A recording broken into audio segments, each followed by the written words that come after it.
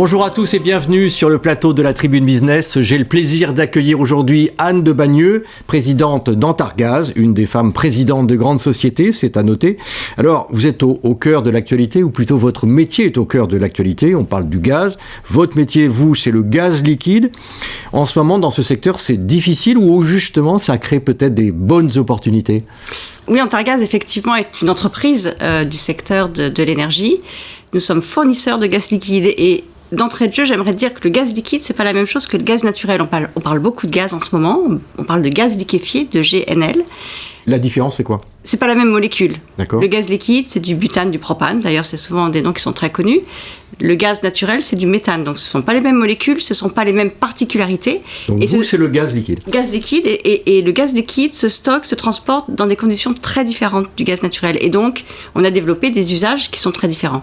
Alors, l'approvisionnement, ça vient d'où? Et est-ce que c'est compliqué en ce moment, compte tenu évidemment du contexte auquel tout le monde pense? On fait partie du secteur de l'énergie et évidemment, on est soumis à un certain nombre de turbulences, comme l'ensemble des acteurs, toutes les turbulences qu'on connaît, qui sont liées aux éléments macroéconomiques, évidemment aux éléments géopolitiques, et puis je dirais aussi aux nouveaux équilibres qui sont induits par la transition énergétique. Ce qu'il faut savoir, c'est que, en ce qui concerne l'approvisionnement pour la France, nous n'avons pas d'enjeu par rapport à la Russie. Nous n'avons pas de gaz russe. Voilà, donc ce n'est pas un sujet. Votre gaz liquide vient d'où? Alors, notre gaz liquide, il vient en partie de la France, des raffineries en France. Okay. Il vient aussi un peu d'Algérie, de Norvège. Voilà, donc, mais pas de Russie. Diversifié. Voilà, c'est un approvisionnement diversifié. Donc pas d'enjeu d'approvisionnement, mais effectivement des turbulences, parce que tout le secteur est soumis à turbulences, mais qui sont malgré tout moins fortes que celles qui sont connues par le gaz naturel, par exemple. Donc moins de volatilité, moins d'amplitude dans les augmentations de tarifs. Donc quand on parle de souveraineté française, voire européenne, ça vous fait pas peur en ce moment pour vous, Antargaz? Non, ça ne fait pas peur, mais c'est même un sujet sur lequel on a envie d'être actif et on parlera sans doute de décarbonation parce qu'on a l'intention de développer des infrastructures de production en France. Et comment vous stockez le gaz liquide? C'est quoi le process? Je dirais à partir de la raffinerie. Le gaz liquide, il est stocké dans des dépôts, dans des réservoirs. Donc on a un maillage sur l'ensemble du territoire de réservoirs qui nous permettent d'approvisionner l'ensemble de nos clients. Ce qu'il faut avoir en tête, c'est qu'on conditionne notre gaz de différentes façons. Il y a les bouteilles, tout le monde connaît les bouteilles, oui. Voilà, les bouteilles de cuisson notamment, mais qui ont aussi d'autres usages. Il y a aussi les citernes, qu'on peut avoir à la maison, enfin dans le jardin, ou en tout cas près des lieux de production. Et puis, il y a le carburant. Voilà, donc à la pompe, on a aussi du GPL qui est commercialisé. Voilà, donc ce sont 3 façons de commercialiser notre gaz, des usages très spécifiques, parce que nos clients sont implantés sur des territoires qui souvent ne sont pas raccordés au gaz naturel. Et il faut savoir, et c'est important, qu'en France, il y a 26 000 communes, qui ne sont pas raccordées au gaz naturel. Et donc, sur ces territoires, nous avons des clients qui utilisent le gaz liquide pour se chauffer ou pour produire, ou pour sécher leur récolte. Oui, parce que nos clients, ce sont des entreprises, voire des particuliers. Ce sont les deux. Voilà, nos clients sont vraiment le reflet de ces territoires qui sont moins urbains. Donc on a évidemment des particuliers qui utilisent le gaz pour se chauffer, par exemple. Mais on a aussi beaucoup d'entreprises qui utilisent le gaz dans leur process, beaucoup dans l'agroalimentaire, la cosmétique, la transformation des métaux, par exemple. Et puis alors on a aussi des clients dans le secteur agricole. Beaucoup d'agriculteurs utilisent le gaz liquide pour sécher leur récolte, par exemple le maïs est séché avec des process qui fonctionnent au gaz liquide. Alors vous dites, pardon de vous interrompre, seule énergie fossile qui puisse à terme, je dis bien à terme, devenir à 100% d'origine renouvelable. Aujourd'hui, c'est quoi la proportion ? Aujourd'hui, effectivement, notre ambition, c'est de travailler à décarboner notre énergie pour accompagner nos clients. Nos clients, en tout cas certains d'entre eux, commencent à faire cette demande. On voit qu'effectivement les mentalités évoluent, les ambitions évoluent. Et nous avons chez Antargaz l'ambition d'ici 2030 de réduire de 50% les émissions. Aujourd'hui, on en est à combien ? Aujourd'hui, on a encore très peu de gaz renouvelable, mais justement, on accélère. On a la volonté d'accélérer.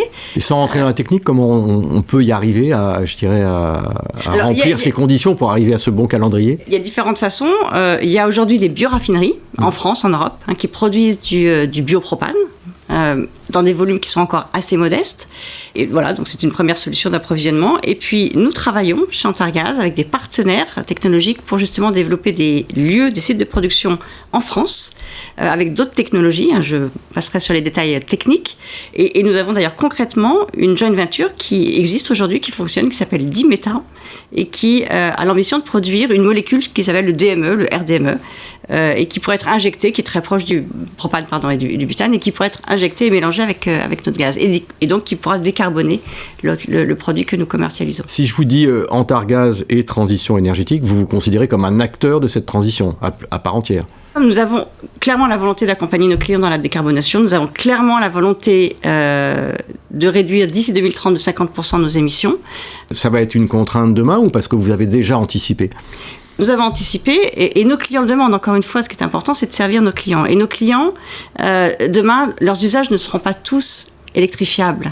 Et donc ils continueront à avoir besoin de gaz liquide dans le futur. On dessert des territoires qui sont des territoires ruraux, des territoires qui sont isolés, des territoires de montagne. Et par exemple, le gaz liquide, c'est une des réponses au fioul, par exemple? Complètement. À partir du 1er juillet 2022, on ne pourra plus installer de chaudières neuves au fioul.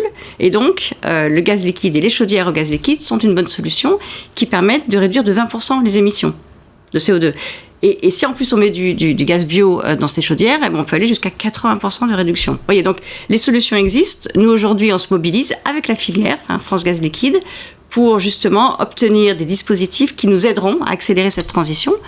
Et d'ailleurs, vous verrez dans la presse une campagne qui vient de démarrer avec France Gaz Liquide, justement pour mobiliser les décideurs politiques, les décideurs économiques à nos côtés, parce qu'on a besoin évidemment de ces dispositifs qui ont été mis en place pour d'autres énergies. Voilà, donc aujourd'hui, nous, on souhaite faire partie des énergies qui sont prises en compte. Vous insistez beaucoup sur l'aspect territoire, l'aspect proximité. Ça veut dire, on pense transport, mais on peut se demander, c'est pas dangereux de transporter du gaz liquide?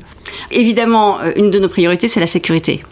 La réglementation est très détaillée, il y a beaucoup de standards qui existent dans notre métier depuis des années, on est très contrôlé, on le fait dans de bonnes conditions de sécurité et donc oui, c'est un approvisionnement qui aujourd'hui est maîtrisé, complètement maîtrisé. On a des équipes sur le terrain, des techniciens qui contrôlent ça, des inspections périodiques, donc c'est complètement balisé et là-dessus les clients peuvent être rassurés, on est vraiment à leur côté pour maintenir la sécurité. Dernière question, on est en 2022, vos perspectives de développement, de croissance d'ici la fin de l'année?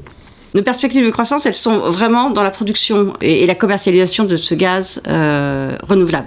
C'est vraiment là. C'est un objectif économique et c'est un objectif, je dirais, de valeur. C'est un objectif de valeur. On a aussi, compte tenu du contexte sur le gaz naturel, des clients qui se tournent vers nous et qui nous demandent s'il est possible de s'équiper en installation de gaz liquide, justement pour arbitrer entre les différentes énergies. Donc là aussi, il y a des croissances possibles. Mais vraiment, l'objectif principal, c'est le gaz renouvelable. Merci beaucoup, Anne de Bagneux, d'être venue nous voir aujourd'hui sur le plateau de la Tribune Business. Je vous souhaite une très bonne journée.